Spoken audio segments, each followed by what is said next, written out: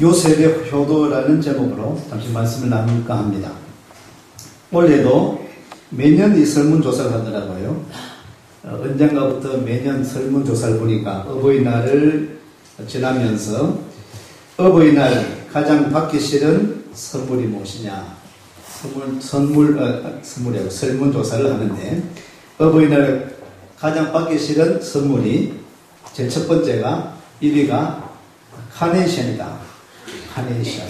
카네이션 제발 하지 마라. 카네이션 받기 싫다. 가장 받고 싶은 선물이 무엇이냐? 아무래도 뭐니 해도 돈이다. 돈이 가장 실용적이다. 받기를 원한다. 어느 정도는 공감이 가지만은 그렇게 100% 공감대를 형성하는 것은 아니라고 생각을 합니다. 무엇을 초점을 두고 우리가 설문조사할 때도 이 설문조사가 이렇다 하더라. 물론 어떤 사람들을 설문조사가 전혀 틀린 건 아니지만은 그냥 우리가 참고할 뿐이에요. 제 생각에는 진짜 그런가? 어버이날에 좀 그렇게 좋진 않지만은 TV에 떠들썩였습니다. 홍준표 지사가 검찰에 출두하는데 딱 집에 나오면서 가슴에 카네이션을 딱 달고 나왔습니다. 그럼 어떻든 간에 그분이 죄가 있든지 없든지 간에 어버이날이구나. 어버이날에 검찰에 출두하니까 검사 출신인데 참 보기는 좀 씁쓸한 그런 장면이었습니다. 그런데 또 한편으로는 그래도 이제 그 자녀들의 그런 마음이 또 느껴지기도 하는 그런 장면이었습니다. 그리고 나중에 이제 했지만은 어버이날에는 카네이션을 다는 것이 당연한 것이다. 또 세대에 따라서 다른 것 같습니다. 젊은 사람이 뭐 30대, 40대가 카네이션도 달고 다닐 수는 없는 거 아니겠습니까? 연세 있는 분들이 카네이션을 다는 것 있고 달고 각 세대마다 또 환경에 따라 또 상황에 따라서 각기 다르다고 생각합니다. 그냥 카네이션만 달고 꽃만 전달하고 아무 어떤 정성도 없다고 한다면은 그것도 문제가 되죠. 카네이션도 달아드리고 뭐 식사를 대접한다든지 카네이션도 달아드리고 뭐 이렇게 현금으로 얼마 용돈도 드린다든지 각자 재정과 상황, 그 가정의 형편, 또 어린아이들이 카네이션을 직접 만들어가 유치원에서 시킵니다. 어린이집에서 만들게 합니다. 그거 받는 아버지 기분이 좋잖아요. 아이들이 직접 만들어가지고 삐뚤삐뚤하지만은 예쁘지 않지만은 그걸 만들어 오면은 그게 얼마나 감사해요. 이 아이들에게 야 이제 돈 안 주나 왜? 언제 10살짜리인데 초등학생인데 왜 봉투 없나 돈 봉투 없냐? 그렇게 요구하지는 않습니다. 그렇죠? 각 세대에 따라 그 어떤 형편에 따라 다 환경에 따라서 그 상황은 각기 다른 것입니다. 오늘 요셉이라는 사람을 통해서 효도, 오늘 이 어버이날 어버이주의를 지키면서 효도의 삶을 요셉을 통해서 한번 배워보고자 합니다. 어떻게 사는 것이 효도하는 삶일까? 요셉을 보면서 첫 번째 효도는 우리도 그렇게 생각합니다만은 부모님을 기뻐시게 하는 것이 효도가 아닐까. 그렇죠. 부모님을 기뻐시게 해드리는 것. 가장 중요한 효도는 우리 부모님이 꽃을 좋아하신다. 우리 부모님 오늘도 카네이션을 준비하지 않았습니다. 교회가 우리 학생에서 준비를 했는데 화분을 준비하셨습니다. 화분을 준비했습니다. 이 화분을 보고 저는 뭐 꽃을 잘 몰라가지고 이 화분이 뭔지, 이 꽃의 내용이 뭔지 보니까 냄새도 안 나요. 또 오늘 보니까 꽃도 안 핀다 그래요. 화분을 받았는데 꽃도 안 피고 냄새도 안 나고 이게 도대체 뭐냐 이것이. 근데 중요한 것은 아주 저도 키울 수 있을 정도로 좋은 것은 물만이 안 주어진다 하네. 그러니까 저도 키울 수 있을 것 같아요. 물만이 안 주어지니까 하여튼 이거 잘 번진다고 하네요. 이렇게 뭐라고요? 달루기. 예, 많이 번져서 이것을 보고 꽃을 아는 분들은 야 아름답다 예쁘다. 우리 박준현 사장님 참 예쁘다 이렇게 감탄할 수 있었는데 저 같은 사람은 이게 도대체 뭔가 그래도 볼 수 있는 사람이 이 선물도 받을 분들이 야 좋다 감사하다 이런 마음으로 받으면 그게 참 감사한 것이고 그렇죠. 피차가 이렇게 우리 감사하고 또 나누면 좋겠습니다. 가장 효도하는 것이 뭘까? 우리 부모님을 생각할 때 우리 부모님은 이것을 참 좋아하신 것 같다. 그걸 생각하면서 그게 합당하게 자녀들이 완벽하게 해드릴 수는 없다 할지라도 부모님이 기뻐하시는 일을 해드릴 수 있는 것이 효도가 아닐까. 오늘 요셉을 보면요. 요셉은 오늘 말씀에도 47장 30절에 이제 이 아버지 야곱 다른 이름으로는 이스라엘입니다. 야곱이 이름이 이스라엘이라는 이름을 가지고 있습니다. 이 야곱이 이제 병이 들게 되고 이제 돌아가실 때가 이제 다 왔어요. 그때에 자녀에게 요셉에게 요청하는 그런 내용입니다. 그런 내용 가운데 내가 죽거든 애굽 땅에 내 시신을 묻지 말고 내 고향으로 가나안 땅에 내 시신을 묻어달라고 요청하는 장면입니다. 그럴 때 30절 말씀을 보니까 다시 한번 읽을까요? 내가 조상들과 함께 눕거든 너는 나를 애굽에서 밀어다가 조상의 묘지에 장사하라. 요셉이 이르되 내가 아버지 말씀대로 행하리이다. 아멘. 따라 하시겠습니다. 내가 아버지의 말씀대로 행하겠습니다. 이것이 효도죠. 아버지가 원합니다. 내 시신을 여기 묻지 말고 내 고향 땅에 우리 조상이 있는 땅에 가서 묻어달라고 그렇게 요구했을 때에 이 아들이 알겠습니다. 아버지 말씀대로 제가 행하겠습니다. 이게 효도하는 것이 아버지 말씀대로 그렇게 하는 거죠. 어릴 때 소년일 때 요셉이 형제들과 함께 있을 때에 37장을 보면 37장 12절 13절 말씀 37장 12절 13절 말씀입니다. 12절 13절 같이 읽겠습니다. 그의 형들이 세겜에 가서 아버지 양들을 칠 때에 이스라엘이 요셉에게 이르되 내 형들이 세겜에서 양을 치지 아니하느냐 너를 그들에게로 보내리라. 요셉이 아버지에게 대답하되 내가 그리하겠나이다. 따라 하시겠습니다. 내가 그렇게 하겠습니다. 그렇죠. 아버지가 자 가라. 신부를 보내는 것입니다. 형들이 지금 목양하고 있으니까 양을 치고 있으니까 그러니 신부를 좀 갔다 오너라 했을 때에 요셉이 예 내가 갔다 오겠습니다. 이것이 효도입니다. 아버지가 원할 때 또 원하는 대로 그렇게 예 그렇게 하겠습니다. 알겠습니다. 어릴 때 이야기입니다. 좀 전에 우리가 이 본문 말씀은 이제 다 어른이 되었습니다. 아버지가 돌아가실 쯤이 되었습니다. 그때 또 이야기할 때 그때도 예 제가 순종하겠습니다. 알겠습니다. 라고 하는 것이 바로 아버지 원대로 뜻대로 기뻐하시는 것을 그렇게 해드리는 것이 효도다. 사실은 오늘 아버지 부모님 입장 여러분 부모님의 입장 어른의 입장에서도 좀 중요합니다. 사실은 아버지가 실수도 했습니다. 어릴 때 37장 12절의 이 사건 가운데 심부름 보낸 것이 사실은 화근이 되었죠.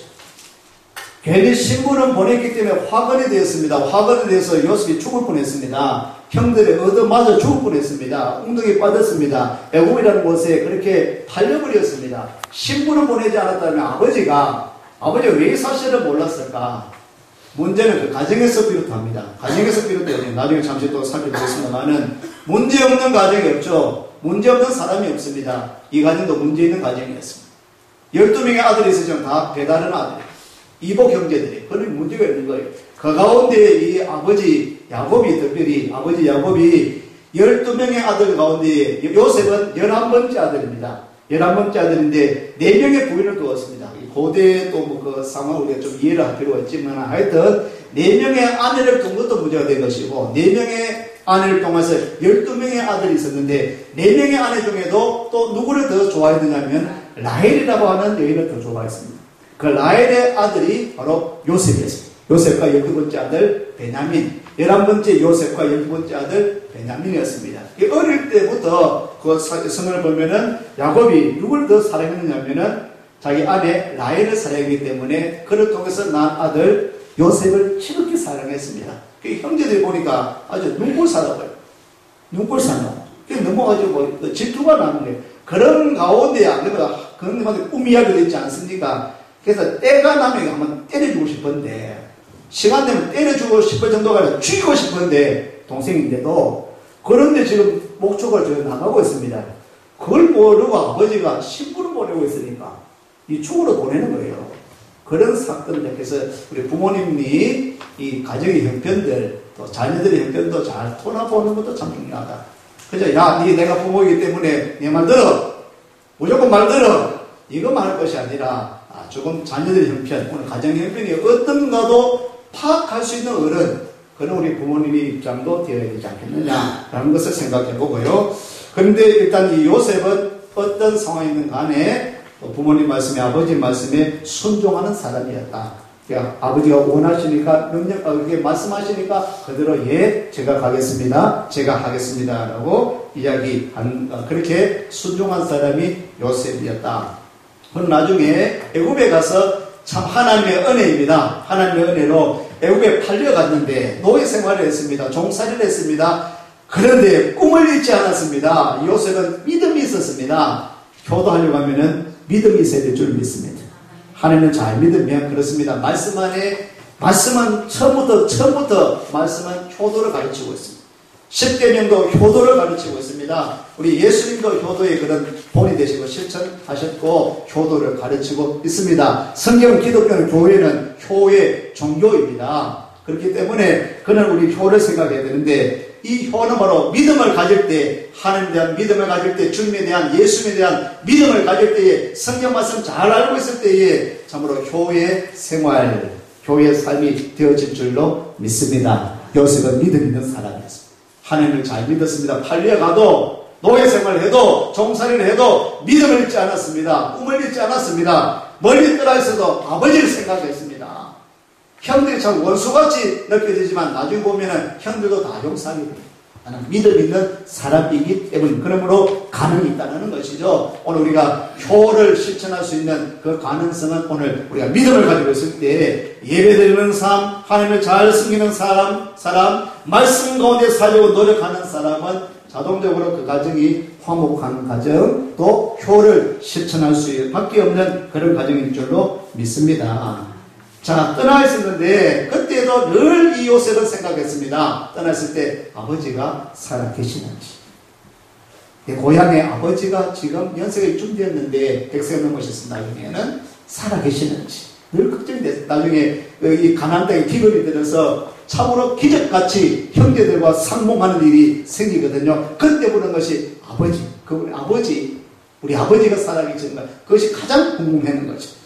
그리고는 그 아버지가 아버지 내가 보고 싶다, 아버지 만나고 싶다, 아버지도 나를 지금 수년이 지났지만은 나를 보고 싶어 하실 것이다, 아버지의 뜻이 나를 보고 싶어 하실 것이다라는 것을 요셉은 기억하고 있었습니다. 생각했습니다. 그래서 떠나 있었고 이제는 이 애굽에서 총리가 되었지 않습니까? 총리가 된 상황에서 모든 권세를 누리는 그런 상황에서도 형제들을 이제 만나게 되고, 그래서 그 어떤 재벌 공부를 얻으러 온 형제를 만나게 되고 아버지가 살아 계시다는 그 소식을 듣게 됩니다. 그리고는 아버지를 다시 이 애굽 땅으로 모시고 올라가는 그런 모습을 오늘 성경에서 보게 되는데, 이때 나중에 형제들과 함께 자녀들과 함께 가족들을 이끌고 아버지 야곱이 이 요셉을 만나러 옵니다. 그 장면을 오늘 이야기하고 있는데 46장을 보시면 46장 29절 30절 말씀을 보실까요? 46장 29절 30절 말씀입니다. 아버지 야곱이 아들 요셉과 상봉하는 그 장면이 나옵니다. 29절 30절 있습니다. 요셉이 그의 수레를 갖추고 고센으로 올라가서 그의 아버지 이스라엘 맞으며 그에게 보이고 그의 목을 어긋맞춰 안고 얼마 동안 울매 이스라엘이 요셉에게 이르되 네가 지금까지 살아있고 내가 네 얼굴을 보았으니 지금 죽어도 족하도다. 아멘. 아버지가 아들을 보고 싶어, 아들도 아버지를 보고 싶어 했다. 모시는 거예요.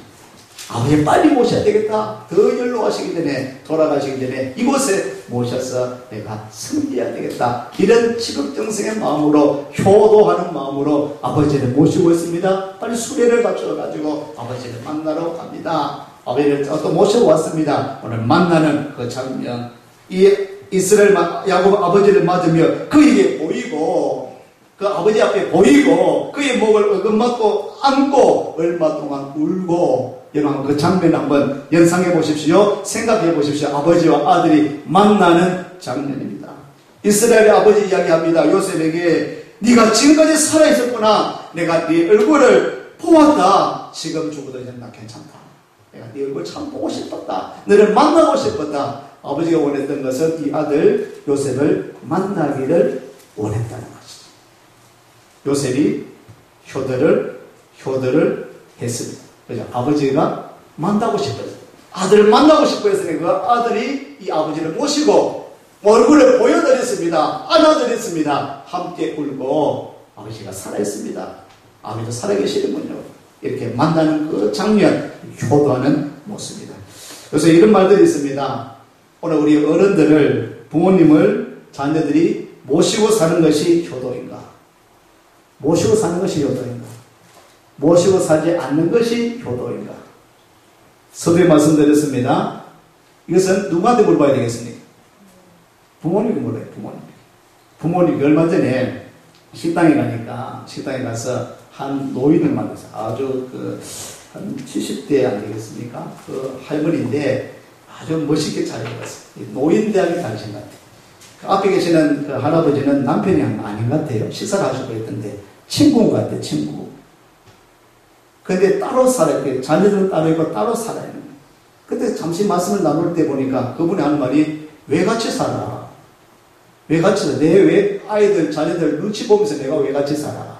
따로 살기가 난 너무 편하다. 내 필요할 때 가서 만나고 같이 식사하고 손주들 보고 이런 말씀을 하더라고요.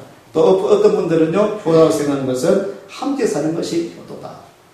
부모님을 섬기는 것이 효도다. 그래도 이것도 서두에 말씀드린 것처럼 그 세대에 따라서, 환경에 따라서, 부모님의 또 생각에 따라서, 자녀의 또 생각에 따라서 어떤 것이 더 참으로 효도하는 것인가. 아버지의 뜻이, 부모님의 뜻이 어디에 있는가를 잘 생각하면서 그렇게 또 맞춰 나가는 것이고. 어떨까. 오늘 아버지는, 야곱은 아들 요셉을 너무너무 보고 싶어 했습니다. 이 아들 요셉은 이 아버지를 모시고 싶어 했습니다. 그 가족들 다 모시고 싶어 했습니다. 함께 거하기를 원했습니다. 오늘 상봉하는 장면이 나옵니다. 아버지의 뜻이 어디 있습니까? 부모님의 뜻이 어디 있습니까? 자녀들은 그것을 잘 헤아려서 부모님께서 기뻐하시는 대로, 원하시는 대로 맞추어서 그런 효도, 바로 이 요셉의 효도를 본받기를 원합니다. 두 번째, 이 요셉은 봉양했다, 잘 섬겼다라는 것이죠. 이런 말이 있습니다. 이런 사자성어가 있습니다. 반포지효. 반포지효는요, 이 까마귀를 통해서, 까마귀라는 새를 통해서 파생되어진 용어입니다. 까마귀는 별로 우리가 좋게 생각하지 않습니다. 그런데 까마귀에도 배울 점이 있습니다. 이 배울 점이 뭐냐면은, 까마귀가 알을 까고 보호하고 나면은 어미새가 한 60일 동안을 이 새끼 까마귀를 먹인대요. 나중에 되면은 이 새끼새가 자라나서 한 60일 정도를 어미새를 자기가 먹이를 물다가 그게 어미새를 먹인다고 합니다. 그게 바로 까마귀예요. 까마귀. 여기서 비롯된 것이 중국 고사에 나오는 이야기인데요. 여기 나오는 이야기가 바로 반포지효. 반은 되돌린다. 다시 돌이킨다. 포는 먹여드린다. 먹일포, 지효. 그래서 다시 이제는 이 새끼 때는, 까마귀가 어릴 때는 엄마 아빠 새가 먹였지만은 이제는 자라나서, 이 새끼 새가 자라나서 이제는 어미새를 오히려 먹이를 뿌리다가 이렇게 갖다 드리는 것, 이 효를 생각하는 것이다. 우리가 어릴 때는 부모님의 도움, 또 양육하심으로 그렇게 자라나지만은 우리가 자라나서는 성인이 돼서는 이제 늙으신 부모님을 자녀들이 잘 봉양하고 섬겨야 되는 것이 자녀들의 마땅한 도리라는 것이죠. 이제 요셉이 자라났습니다. 여러 가지 우여곡절이 있었습니다. 어려움이 있었습니다. 힘든 것이 있었습니다. 이제는 자라나서 아버지를 모셨습니다. 아버지를 대하면서 47장을 보면 47장 11절 12절 말씀입니다. 47장 11절 12절 말씀 같이 읽습니다. 요셉이 바로의 명령대로 그의 아버지와 그의 형들에게 거주할 곳을 주되 애굽의 좋은 땅 람셋을 그들에게 주어 소유로 삼게 하고 또 그의 아버지와 그의 형들과 그의 아버지의 온 집에 그 식구를 따라 먹을 것을 주어 봉양하였더라. 아멘. 요셉이 잘 아버지를, 가족들을 봉양했다.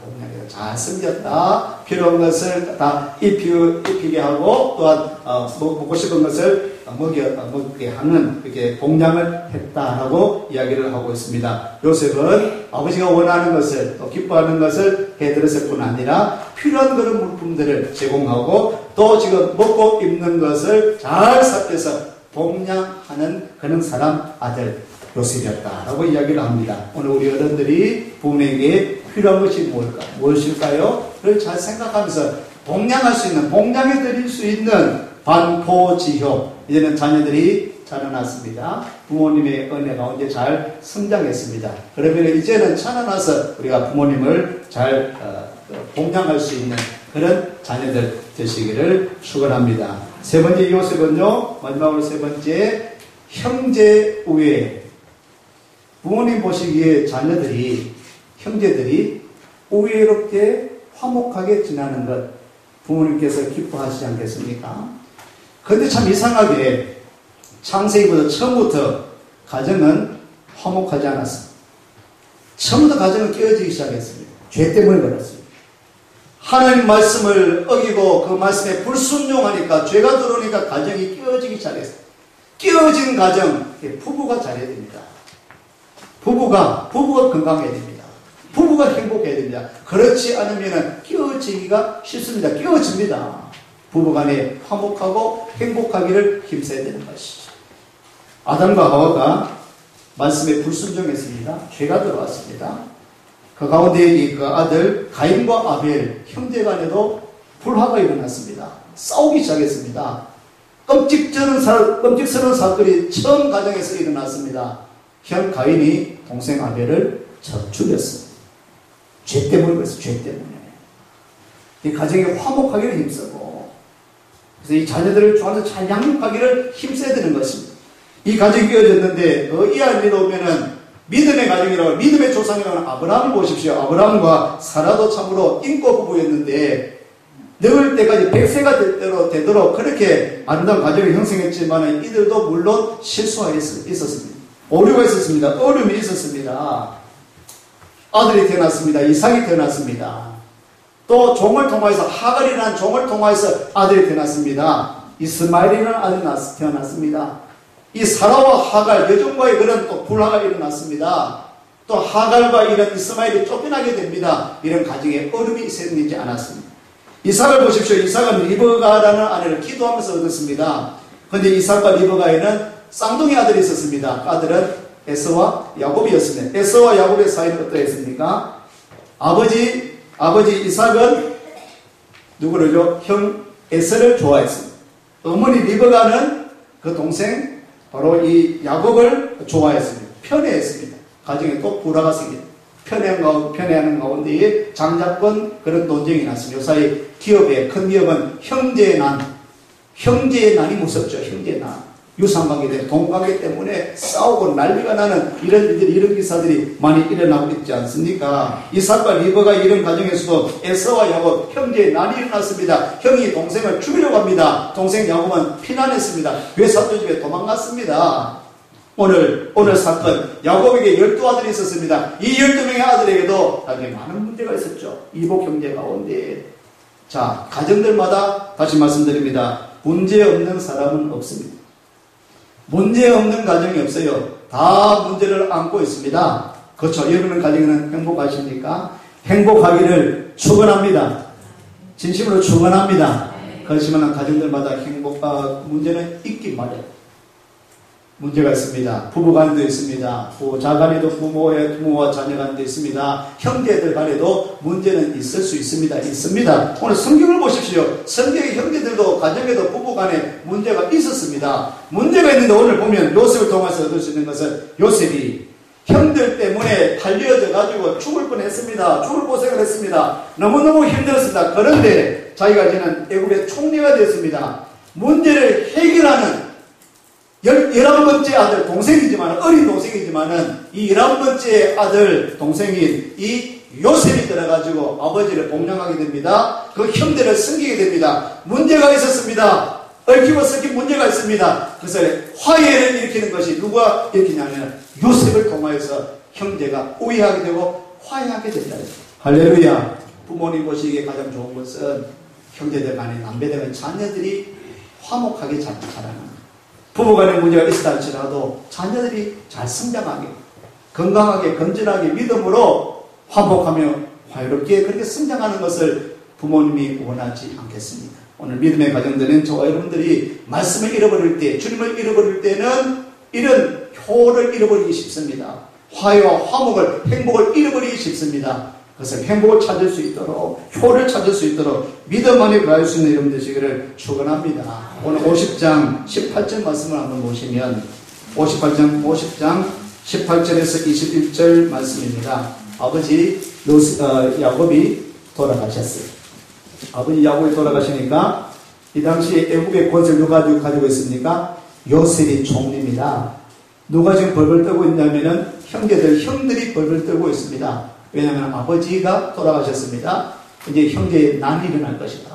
이 동생 요셉이 복수할 것이다. 원수를 갚을 것이다. 그때 두려워하고 있을 때 이때 요셉이 이야기하고 있는 그런 내용을 말씀드렸습니다. 18절부터 21절 말씀 읽습니다. 그의 형들이 또 친히 와서 요셉 앞에 엎드려 이르되 우리는 당신의 종들이다 엎드리는 겁니다. 19절 요셉이 그들에게 이르되 두려워하지 마소서 내가 하나님을 대신하리이까 당신들은 나를 해하려 하였으나 하나님은 그것을 선으로 바꾸사 오늘과 같이 많은 백성의 생명을 구원하게 하시려 하셨나니 당신들은 두려워하지 마소서 내가 당신들과 당신들의 자녀를 기르리이다 하고 그들을 간곡한 말로 위로하였더라. 아멘. 요셉이 뭐라고 합니까? 형님들 무서워하지 마십시오. 두려워하지 마십시오. 아버지 돌아가셨어도 아버지께서 나에게 유언으로 내리셨고 말씀하신 것이 있습니다. 이제는 나는 하나님이 아닙니다. 다 주님 안에서 하나님 안에서 용서가 다 되었습니다. 내가 이제 당신의 형님들을 섬기겠습니다. 형님들뿐 아니라 형님들의 자녀들까지 내가 섬기겠습니다. 라고 이야기를 하고 있습니다. 얼마나 아름다운 모습입니다. 우리 이 세 가지를 본받기를 원합니다. 우리가 부족하지만요, 이 세 가지, 첫 번째는 부모님께서 기뻐하시는 것, 원하시는 것이 무엇인가를 잘 생각하고, 먼저 그 말씀에 순종하는 그런 자녀들. 또 부모, 자식 간에 서로 보고 싶다, 소통이 이루어져 나가는 그런 가정들 되어지기를 바라고요. 또 최선을 다해서 있는 것으로 봉양했습니다. 잘 섬겼습니다. 봉양하는 반포, 지효, 까마귀가 이제는 자라나서 어미새를 그렇게 먹이를 부르다가 그렇게 갖다 드리는 것처럼 한 사진을 때 보니까 제가 그무트에서 까마귀가 종류 많지 않습니까? 쓰레기를 이 까마귀는 죽은 고기라든지 뭐 더러운 곳에 있다고 해서 좀 좋지 않게 생각하기도 하는데요. 그래서 쓰레기 봉지를 뒤지고 있는 그 장면의 사진을 딱 찍었습니다. 찍으면서 한 사람이 댓글을 달았습니다. 반포지효의 댓글 달았습니다. 당신들은 부모님을 섬기기 위해서 쓰레기 더미를 한번 그렇게 더듬어봤느냐.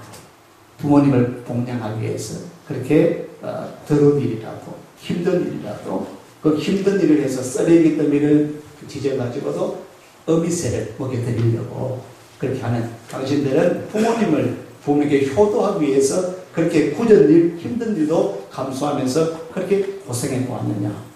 까마귀 통해서 배워라. 반포지효를 아느냐. 그 댓글을 달아놨더라고요. 그런 감동이 있었습니다. 오늘 우리가 어떻게 부모님을 잘 봉양할 수 있을까? 세 번째, 부모님 보시기에 우리 자녀들이, 형제들이 화목할 수 있는, 화해할 수 있는 그런 자녀들, 가정들 되어지기를 소망합니다. 우리가 믿음 안에서 말씀 가운데 하나님을 잘 섬기며 부모님을 잘 공경하고 자녀를 사랑하고 형제간에 우애하는 복된 가정들 되시기를 축원합니다.